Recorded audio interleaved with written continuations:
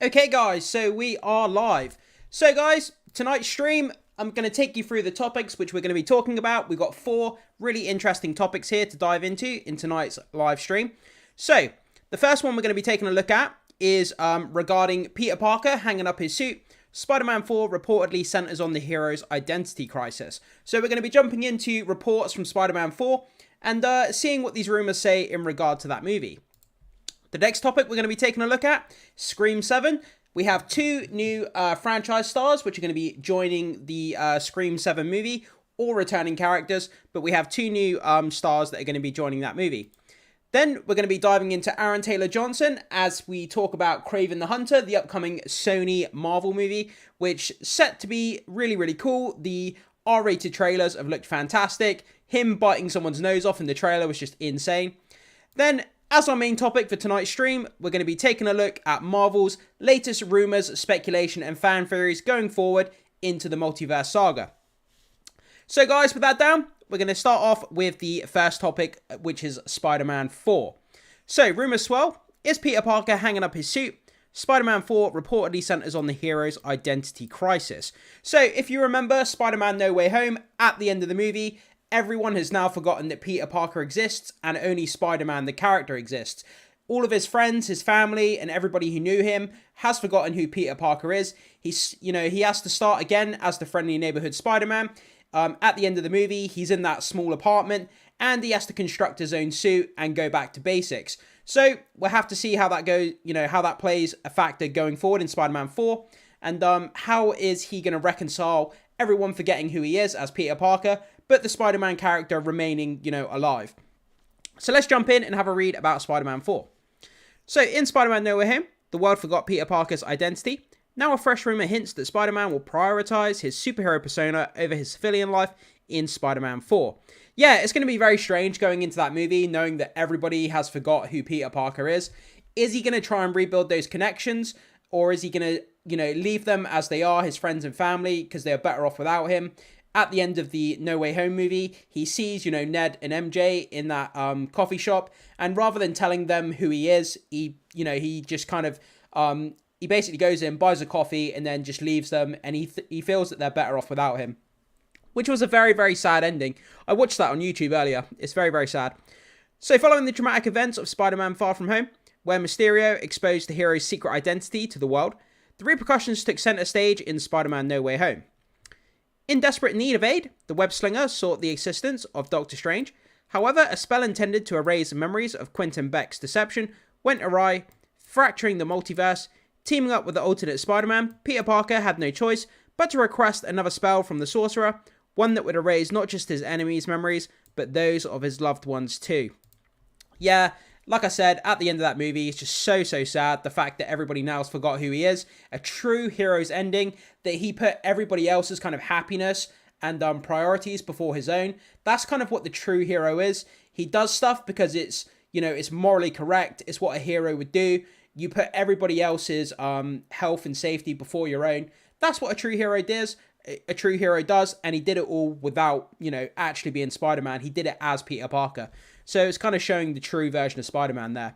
That's how I feel. That's how I see it anyway. So, now while the world remembers Spider-Man, his closest allies, MJ, Ned, and even his fellow Avengers, remain oblivious to the man behind the mask. According to the Cosmic Circus, the existential dilemma will serve as a pivotal plot point in the upcoming Spider-Man 4. So we have a quote here. The idea now moving forward is to give him a sense of independence, the site explains. In his mind, Peter Parker is no more, but Spider-Man lives on. Since he has either lost or detached himself from everybody he's ever loved, all he has to keep him going is being Spider-Man, whether the city loves him for it or not. As the title of Spider-Man continues to consume Peter's life, little by little, Peter Parker will take a back seat and continue to fade from existence slowly. The story point can be compared to Robert Pattinson's Batman in The Batman. Yeah, you kind of throw yourself into your superhero persona. That's exactly true what this article says. In The Batman, Bruce Wayne kind of puts himself to the back in a back seat, and his true identity becomes the Batman. He kind of gets lost in that persona, and he literally becomes the Batman. Like, the Bruce Wayne character starts to fade away. And that's what's going to happen with Peter Parker here in Spider-Man 4 by the looks of it. I really love that concept, you know, struggling with the identity kind of politics of who you are, you know, your kind of persona as being Spider-Man, as being Peter Parker. There's nothing left for Peter Parker. Everyone he's ever loved, known, cared about is just gone. They've all forgotten about him, and the only thing keeping him going is his Spider-Man, you know, superhero persona. So he's going to thrust himself into that, and Peter Parker's going to start dissolving in the background. That's kind of a really, really sad story, and I think it would be really compelling to see that. The potential for Peter's loved ones to eventually regain their memories adds an intriguing layer to Spider-Man's journey. Fans are eagerly speculating about what lies ahead for Spider-Man 4. Rumours abound regarding the film's direction, with talks of Spider-Man teaming up with Daredevil and possibly Ant-Man to take on the Kingpin. I would love to see a Spider-Man Daredevil. I've been wanting that for years. Those two characters I think would be incredibly awesome fighting side by side. Sony Pictures is reportedly keen on incorporating multiversal elements, fueling speculation about Tobey Maguire and Andrew Garfield's return to the franchise.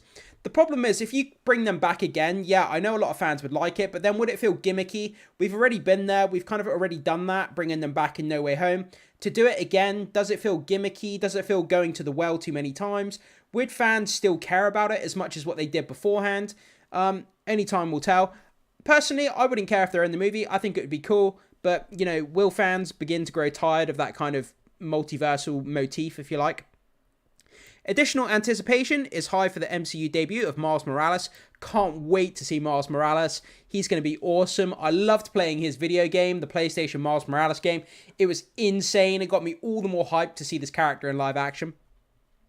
And the director's chair, Drew Goddard, has emerged as the leading contender, potentially taking over from John Watts for this installment. So last year, Holland shared his thoughts on potentially sharing the screen with Miles. So this comes from Tom Holland. Quote, "I would be honoured to bring Miles Morales into live action world. How we do that, I don't know. But given the opportunity, I would jump at it." That's from Tom Holland. Yeah, like, that would be a dream come true as well for so many fans around the world. Not just having, you know, I mean, the number one thing that people really want to see in live action is obviously Spider-Man v Venom, and they've been teasing that, giving us little drips of that kind of tease of Venom and Spider-Man. They've been playing that out for years. Whether we're going to get it at some point or not, it's hard to say, because it looks like Tom Hardy is coming to the end of playing, you know, Venom. Are they going to give us an after credit scene in Venom where he's fighting Spider-Man, or Spider-Man connection comes to fruition? That's hard to tell. But other than that, people would love to see Peter Parker and Miles Morales on screen together like they are in the PlayStation games. That would be insane.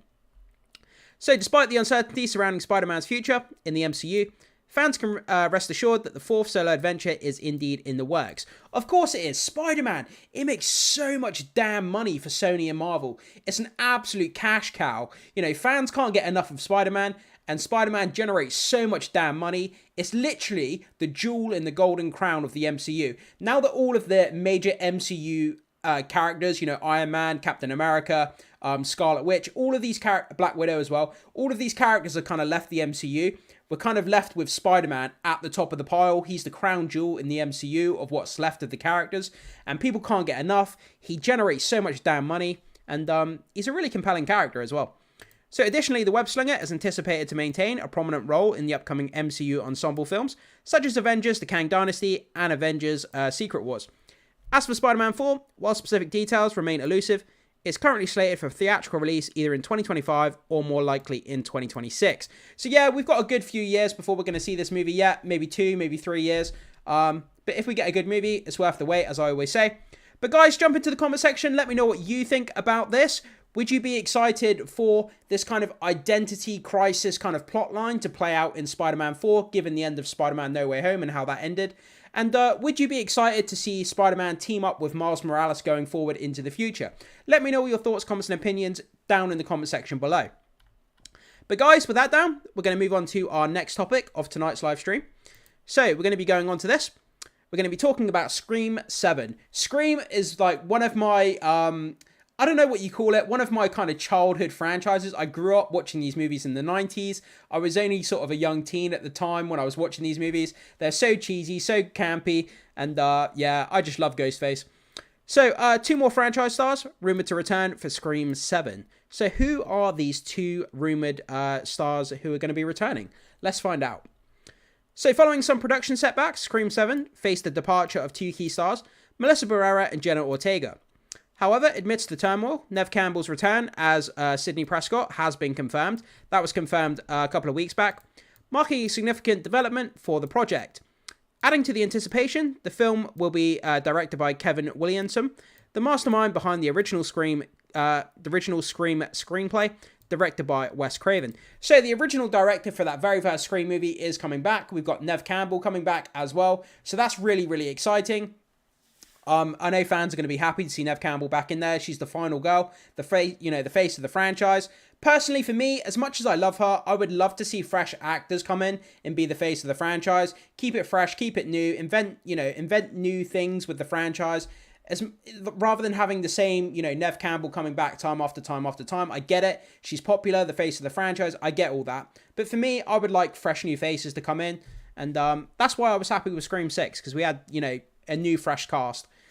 While other cast members have yet to be officially announced, movie insider Daniel Rickman, he's an insider in the movie industry, suggests that 2 more franchise stars may potentially reunite with Campbell in the upcoming film. So who are they? According to Rickman, Courtney Cox's return as Gale is practically confirmed for the new installment. Courtney Cox, she's in pretty much all the films near enough. She's almost as popular in the franchise as what Neve Campbell is. Courtney Cox, I love her as an actress. She's fantastic. And she's great as Gale Weathers, the reporter who's in the Scream franchise. So it's always nice to hear that she's coming back. Cox's consistent presence throughout all 6 prior movies make her reprisal a natural expectation for Scream 7. Yeah, it's not really anything surprising, to be honest. However, the report also hints at Patrick Dempsey potentially joining the sequel. Should Dempsey finalise his involvement, it would signal his return to the franchise after his sole appearance in Scream 3 back in 2000, where he portrayed Detective Mark Kincaid. So that'd be interesting, having Patrick Dempsey coming back. I know a lot of people would be happy to see him back in the franchise as well. Courtney Cox, Patrick Dempsey, great to have those 2 back. Both great talents, both going to add to the material. And I think that's a win if both of those come back. So what will happen with Scream 7? James Vanderbilt and Guy Busick, the masterminds behind the script of Scream 2022 and Scream 6, have collaborated to shape the narrative for Scream 7, with Busick taking charge of the screenplay. While plot specifics remain under wraps, it's confirmed that Neve Campbell's Sidney Prescott will make her comeback in the film. Campbell's expressed her enthusiasm for the project, particularly under the directorial guidance of Kevin Williamson, signalling a promising direction for the franchise. Yeah, I think they need to take this franchise in a new direction somehow, like add supernatural elements, downplay the kind of campy meta horror aspect. I know that's kind of heresy to a lot of people, saying, downplay the meta concept of horror movies inside the Scream franchise, because it was kind of built around that in the early 90s. But I think we've come to a point now where we've kind of outgrown that meta horror concept. Talking about horror tropes within a horror movie, it's kind of like, yeah, we get it, it's been done. It's not really original anymore. Let's kind of take the franchise in a new direction. Let's make something fresh, different, reinvent the franchise for a new generation. That's how I feel. So, this comes from Neve Campbell, by the way. While I've been so incredibly lucky to make these films, with both the master of horror, Wes Craven, and the wonderfully talented Matt Bettinelli-Olpin and Tyler Gillett team, I've dreamt for many years on how amazing it would be to make one of these movies with Kevin Williamson at the helm, Campbell said, and now it's happening. Kevin Williamson is going to direct Scream 7. This was his baby and his brilliant mind that dreamt up this world. Kevin is not just an inspiration as an artist, but has been a dear friend of mine for many years. To the amazing Scream fans, I hope you're as excited as I am. A release date has not yet been announced for Scream 7. Yeah, but the good thing with these Scream movies, they don't take a long time to shoot and then to put into production and put into theaters. They don't require a lot of, heavy CGI. There's practically no CGI in these movies whatsoever. There might be some CGI backdrops and stuff like that, but obviously there's no like lasers or guns or explosions or anything crazy like that. So they can churn out these movies pretty damn quick, and they don't cost a lot of money either. So I'm not sure when we're going to see this movie, but if I had to guess, I would say probably October of next year, around about the Halloween period of next year, is when I would expect to see this movie. Don't count on that though, but guys, that's just my prediction. But yeah, guys, so what do you think about this? Courtney Cox and Patrick Dempsey potentially coming back to Scream 7. Does it get you excited to watch the movie? Was you excited for Scream 7 anyway, given all the kind of controversy around Melissa Barrera and her being fired? Let me know your comments, thoughts, and opinions about what's going on with the franchise of Scream 7 down in the comment section, guys. And with that down, let's move on to the next topic of tonight's stream. So, the next topic we're going to be talking about, we got some Marvel Sony news here. We're going to be talking about Aaron Taylor Johnson teases Kraven the Hunter will challenge studios producing same stuff. So obviously we have the upcoming Sony Marvel collaboration movie of Kraven the Hunter, another Spider-Man villain that Sony is putting out. They just did Madam Web, which was like one of the most biggest travesties in cinematic history. Absolutely horrific film. How that got green light and made it through quality assurance, I have no idea. But it gets me worried for this movie, certainly. So let's go down and have a read and see what Aaron Taylor Johnson has to say about this upcoming Kraven film. So Aaron Taylor Johnson, known for his roles in Kick-Ass, incredible film. If you haven't seen Kick-Ass, make sure you see it, guys. And Avengers Age of Ultron, again, that's becoming more and more popular as the years go by, is poised to inject a fresh and darker essence into Sony's forthcoming Marvel venture, Kraven the Hunter. Embracing the challenge of portraying the titular character, Taylor Johnson expresses a deep sense of responsibility and commitment to delivering a novel experience to audiences. In an interview with the Rolling Stone, Taylor Johnson shared the following. So he goes on to say this, guys. I think there was something unique about this character, and something grounded. We've all had enough of seeing certain studio films, a certain kind of pop culture, where they're churning out stuff that dilutes wanting to go to the cinema. I wouldn't have signed on to it if I felt there wasn't something to really bring to life with this character. So it sounds like Aaron Taylor Johnson, he's either doing damage control based on what happened with Madam Web, or he's actually truly meaning what he's saying, where this movie does do something to differentiate itself from the kind of mediocreness that we've been getting with comic book movies as of late. But what is it that's different about this movie that's going to separate it from the mediocre output of comic book movies we've been getting in recent years? That's going to be the interesting thing, but the trailers have really piqued my interest. Like I said at the beginning of this stream, the trailer where he's in the car and he's fighting the guy and he bites the guy's nose off, or he like bites the guy in the face, and just the R-rated bloody action in the trailer, that has piqued my interest. It looks really good. But that may be the entire film. The entire good points of the film may just be in the trailer, so we'll have to bear that in mind. But yeah, what they've done with Madam Web certainly has dampened my expectations for this movie, that's for sure. So, in this spin-off from the Spider-Man franchise, the film delves into the origin tale of the villainous trophy hunter who reveals in hunting and killing large prey. Despite not having an avid comic book reader, the actor's dedication to the role shines through his genuine excitement for the source material. Drawing inspiration from the iconic storyline, Kraven's Last Hunt, which is probably one of the most popular comic books for Kraven, where his character triumphs over Spider-Man before meeting a tragic end. Taylor Johnson emphasizes the film's departure from conventional superhero narratives. Yeah, it looks like in the trailer that they have changed a lot up about this character from his comic counterpart. I think there's a lot of fans that are very confused as to why they've changed so much about the character and his origins from the comic. But, Marvel and Sony, they have changed up things from comics to live screen adaptations. They have to do that sometimes. Comic books don't always adapt onto the screen, one for one. So sometimes you have to change things up. I get that. But sometimes it confuses people as well. So there's that kind of side of it. With an R rating in the United States, Kraven the Hunter is poised to captivate an older audience who have matured alongside Marvel Comics. Embracing this more mature and darker tone is a deliberate choice, one that Aaron Taylor Johnson sees as a calculated risk worth undertaking. R-rated movies, comic book movies, have become bigger and bigger and bigger over the years. More and more people want them, and this looks absolutely perfect to fit that kind of R-rated narrative. Kraven the Hunter going crazy, killing people, messing people up all over the place. Many Marvel fans who grew up with the comics are now of age to appreciate an R-rated movie. He notes, highlighting the strategic move to cater to this demographic. Yeah, but the problem is when you do an R-rated movie, you're cutting down a lot of the audience who would potentially see this movie. Younger audiences or families who would go and watch Marvel films. They can't take their kids anymore because it's R-rated. So, you're potentially shooting yourself in the foot with the demographic you can show the movie to. But at the same time, having an R rating would get a lot of people into the theatre seats who might not necessarily want to go and watch it. So, we'll have to wait and see how it pans out. Aaron Taylor Johnson's embrace of authenticity in the superhero cinema through Kraven the Hunter. Johnson's embrace of authenticity. So, navigating a prominent role in Sony and Marvel collaboration presents its own set of challenges. Aaron Taylor Johnson understands this delicate balance necessary to meet the studio's expectations, entertain the audience, uphold his personal integrity as an actor. Reflecting on this, he confessed. So he goes on to say, talking to Sony, taking on a Sony Marvel movie, is a different challenge altogether. But you've got to appease the studio, please the audience, and do what's dignified for you as an actor. I find it all super challenging. Yeah, that's great. So, he's done several different roles in superhero, movies. And it sounds like this whole Sony Marvel collaboration is a bit different. But he finds it challenging, and he kind of wants to, he wants to get into the thick of it. He wants to nail the role, and he wants to deliver something to audiences that they're going to enjoy.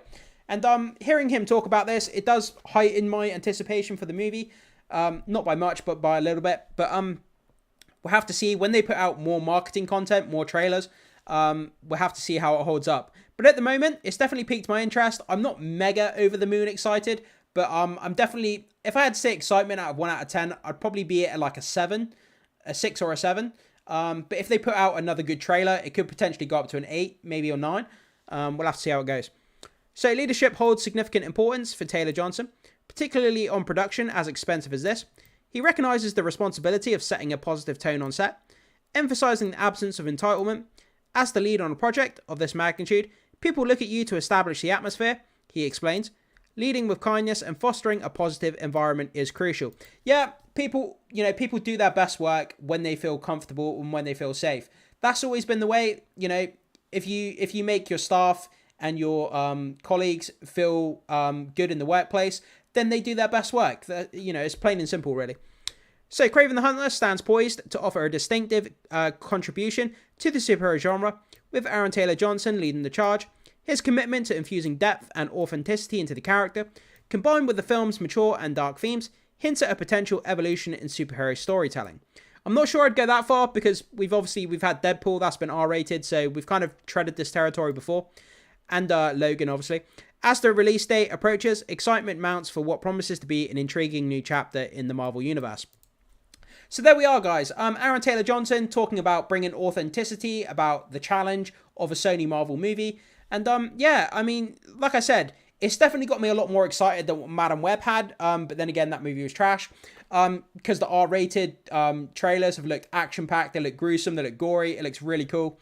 But the fact that Sony put out that Madam Web movie, the fact that made it through quality assurance when how bad it was and they still put it out, it does have me worried about this movie. So we'll have to see when the initial reviews and reactions start coming out, if it's bad as what I'm feeling it might be. But I really, really hope that it goes on to be a great movie and that people enjoy it, because I want Sony to continue making these movies. I just want them to be good.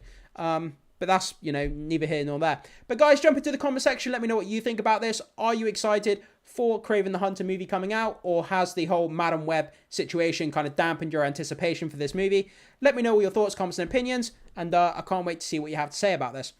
But with that down, guys, we're going to be moving on to the main topic of tonight's stream.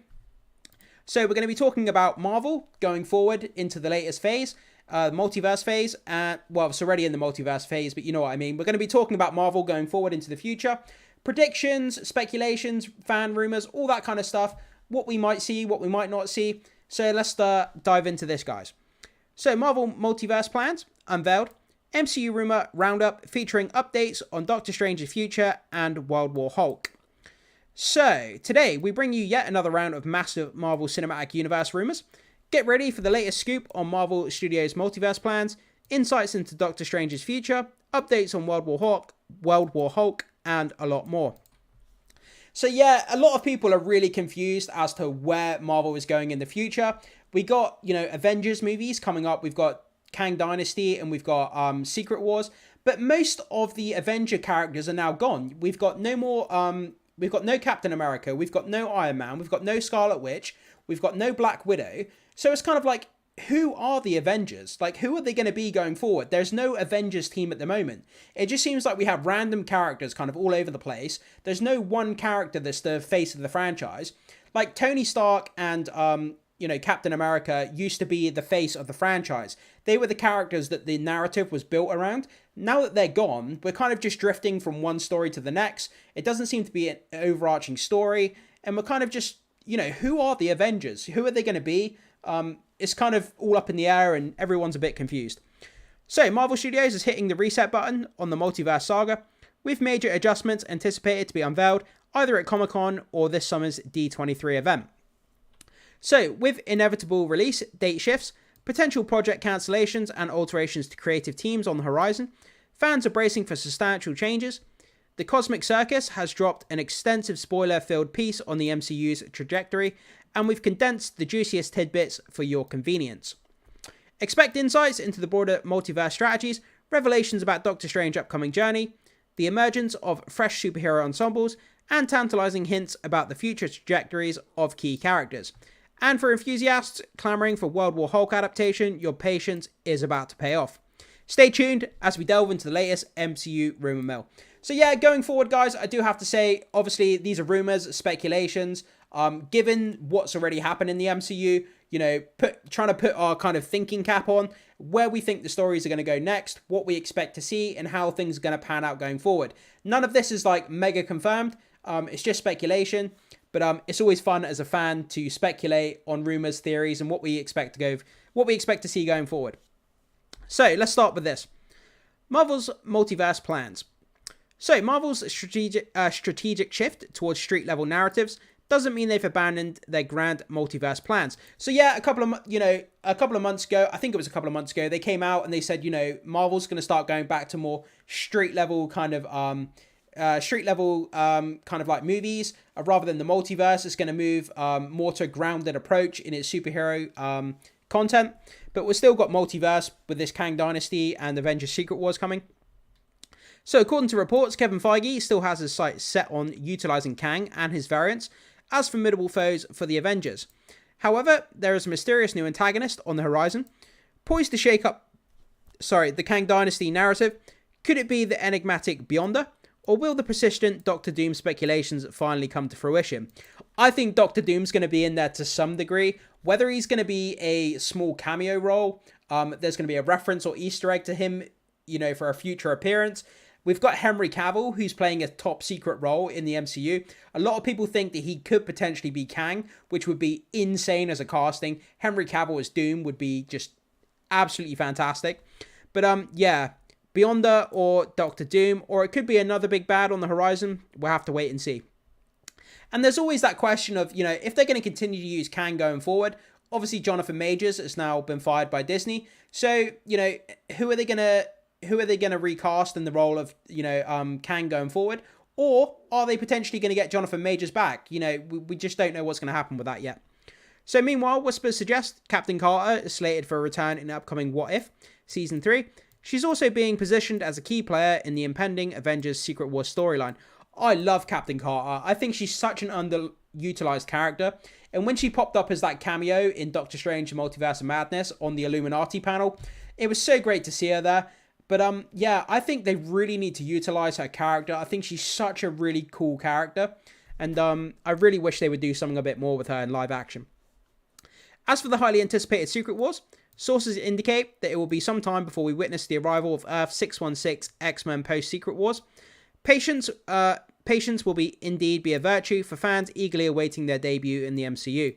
Yeah, I think they're not going to want to, blow the proverbial load on the X-Men. They're going to do what they did at the end of the Marvels film, where they had the Beast character from the X-Men. They're going to sprinkle little references and X-Men sort of cameos here and there. They're not just going to thrust all the X-Men into the MCU, because that would just be kind of blowing your load way too fast. You're going to want to tease people, build up that anticipation, place character references and Easter eggs here and there, and kind of, tease the audience rather than just shoving them straight in there. That would be the best way to go about it. So, fresh team-ups. So, the Young Avengers are poised to make their mark in the MCU. God, no. Nobody wants the Young Avengers. They're just like derivative versions of the Avengers that we've already had. Like, it's just a bargain basement, cheap, young teenage version of the Avengers. Nobody cares about it. Nobody wants it. And if they try to bring out a Young Avengers movie, trust me, it's going to bomb. It's not going to do well. With reports suggesting their debut will incorporate a multiverse element, the narrative twist will see the team embarking on a journey to uncover the origins of Miss Marvel's quantum band, a relic believed to have connections to Kang. Excitingly, insiders hint at the impending formal announcement regarding this project, slated for some time this year, potentially during San Diego Comic-Con or D23. Yeah, guys, if you like the Young Avengers, I don't want to, put your excitement down, but I think the larger MCU audience really doesn't care about the Young Avengers. I don't hear any excitement for it. In the circles that I talk to, like my friends and, the viewers who I talk to on this channel, nobody cares about the Young Avengers. Nobody wants it. And, it'd be interesting to see what happens if they announce a Young Avengers movie, that's for sure. Meanwhile, prospects for the return of the Eternals before Secret Wars appear slim. However, the sequel storyline could seemingly integrate the Marvel Studios' next narrative saga, providing the studio navigates its storytelling strategy with finesse. Apparently, they cancelled the Eternals sequel, though, didn't they? I believe they did cancel that recently, from what I heard.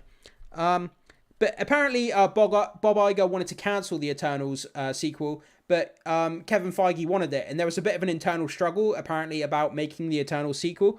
So I'm not sure how that's going to pan out. We'll have to wait and see. In a noteworthy development, discussions are reportedly underway to introduce Captain Britain into the MCU as part of a UK-based team. Rumours abound regarding potential collaborations between MI13 and Agents of Atlas down the line, with Brian Braddock likely to feature prominently in the former. Yeah, like I said, we know that Henry Cavill has signed on to a top secret role within the MCU. There's a lot of theories as to who he could be playing. Obviously, Captain Britain, the guy's British, very much like myself. And one of the characters that everybody is suspecting he's going to be playing is Captain Britain. Obviously, it's right on the nose, him being a British actor, playing Captain Britain, that makes sense. But there's other characters as well, like Doctor Strange and so on, that he could potentially be playing. Or he could be playing a character that we've never even discussed. But it'd be interesting to find out when that casting is announced. So, Doctor Strange, future in the MCU. Doctor Strange, one of my most favourite characters. I love the guy. The guy is so great. In the MCU's latest development, the former Sorcerer Supreme was last seen sporting a third eye on his forehead, embarking on a multiverse journey alongside Clea to confront an incursion. According to fresh rumours, the action of the Strange variants, whose path have been marked by death and chaos, their respective realities, will significantly influence the trajectory of the Earth 616 Doctor Strange. Reports indicate that Doctor Strange will grapple with profound existential questions about the morality of his actions, ultimately reaching the conclusion that stepping back and allowing others to take charge may be the wisest course of action. However, this internal conflict is reportedly setting the stage for Doctor Strange to emerge as a pivotal figure in the multiverse saga. As a hero who comes to terms with his pivotal role, he is expected to rise to the occasion and become one of the most indispensable champions in the battle to save the multiverse.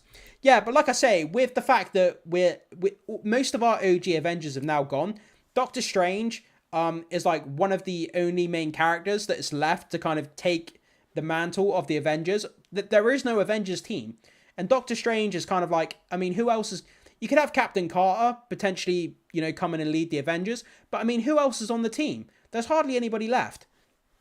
So you've got the Hulk still around. You've got Thor as well. So Hulk, Thor, Doctor Strange, Captain Carter, potentially Bucky Barnes, maybe. I'm not really sure. We'll have to see how that pans out. But a lot of people are just confused as to who the Avengers are actually going to be. But hopefully they announce it at Comic-Con or at D23. So World War Hulk. This is a movie that a lot of people have been wanting for a lot of years. But unfortunately, Marvel, they don't have the distribution rights to a Hulk movie, so they can't make a Hulk movie themselves. They can put Hulk in other movies, but they can't make a Hulk solo movie because they don't have the distribution rights. So, well, they can make a Hulk movie, but they won't be able to distribute it. That's what I mean. So, speculation is rife for the next Avengers installment. They may face delays later this summer, fueled by reports hinting at an upcoming storyline that will necessitate the assembly of multiple heroes. So Marvel Studios' continued interest in World War Hulk project is particularly tantalizing, viewed as a strategic move to integrate numerous street-level heroes into the Avengers roster, priming them for an impending clash with Kang. The prospect of such a development is undeniably thrilling. Furthermore, sources express confidence that a World War Hulk adaptation will indeed grace the big screen, heightening anticipation among fans. While details on a solo Hulk movie remain elusive, The possibility of witnessing the emergence of a Savage Hulk character adds to an extra layer of intrigue. So yeah, like I was saying, I believe that at the moment, Marvel obviously has the rights to make a Hulk movie, but I believe, is it Universal? I can't remember which company has the distribution rights. That means that Marvel can make the movie, but then they won't get to actually distribute the movie once it's made. You know, choose where it goes, what streaming service is on, all this kind of stuff, you know, to do with distribution after the movie is actually made. So that's kind of restricted them from making a movie. That's why there's been no solo Hulk movie, basically, for a very long time. Should these rumors materialize, expectations are high for an official confirmation at either Comic-Con or D23, promising an exciting future for Marvel Cinematic Universe.